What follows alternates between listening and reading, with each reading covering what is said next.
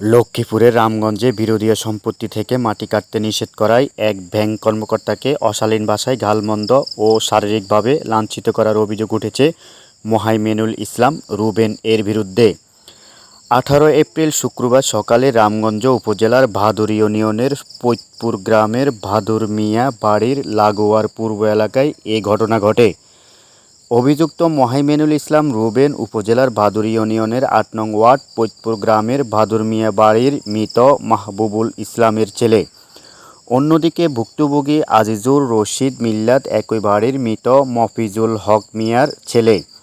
তিনি সাবেক আইএফআইসি ব্যাংকের ম্যানেজার হিসেবে কর্মরত ছিলেন। সরেজমিন গিয়ে জানা যায়, বিরোধীয় সম্পত্তি থেকে মোহাইমেনুল ইসলাম রুবেন দলবল নিয়ে মাটি কেটে মাছের পিচারি তৈরি ও মাটি দিয়ে সরকারি খালে বাঁধ দিয়ে পানি নিষ্কাশনে বাধা সৃষ্টি করছে। এ খবরে আজিজুর রশিদ মিল্লাত গিয়ে মাটি কাটার কারণটি জিজ্ঞাসাবাদ করলে এতে উত্তেজিত হয়ে মোহাইমেনুল ইসলাম রুবেন ও তার সাঙ্গপাঙ্গরা তাকে অশালীন ভাষায় গালমন্দ করতে থাকে।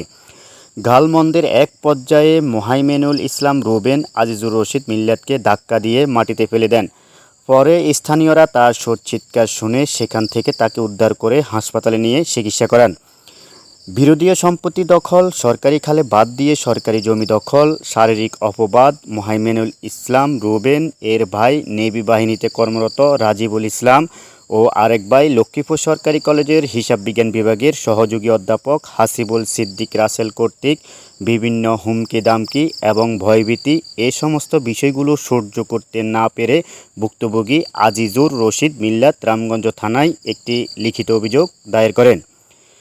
এ বিষয়ে অভিযুক্ত মোহাইমেনুল ইসলাম রুবেন বলেন, এ সম্পত্তি নিয়ে আদালতে দীর্ঘ বছর যাবৎ মামলা চলমান ছিল। এখন আমি আদালতের রায় পেয়ে পরিমাপ করে মাটি কেটে জমি দখলে নিয়েছি। খালও আমার সম্পত্তির ভিতরে। আজিজুর রশিদ মিল্লাত জমি দাবি করে আমার উপর চড়াও হলে তার সাথে বাগবিতণ্ডা হয়। এখানে কোনো মারামারি হয়নি এবং তাকে মারধরও করিনি। আমার ভাইদের বিরুদ্ধে আনীত অভিযোগও সত্য নয়। তিনি আমার বিরুদ্ধে আইনের আশ্রয় নিয়েছে। আমি আশা রাখি আইন সঠিক তদন্ত করবে। এ বিষয়ে রামগঞ্জ থানার officer in charge OC Abul Bashar বলেন, লিখিত অভিযোগ পেয়েছি, তদন্তপূর্বক আইনগত ব্যবস্থা নেওয়া হবে। অপরাধী যেই হোক, অপরাধ করলে তাকে আইনের আওতায় আসতে হবে।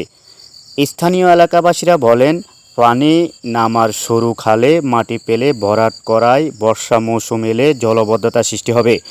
জলবদ্ধতা সৃষ্টি হয়ে মানুষের দুর্ভোগ বেড়ে যাবে এবং জলবদ্ধতার কারণে ইরি ধান মৌসুমে চাষাবাদ করারও সম্ভব হবে না।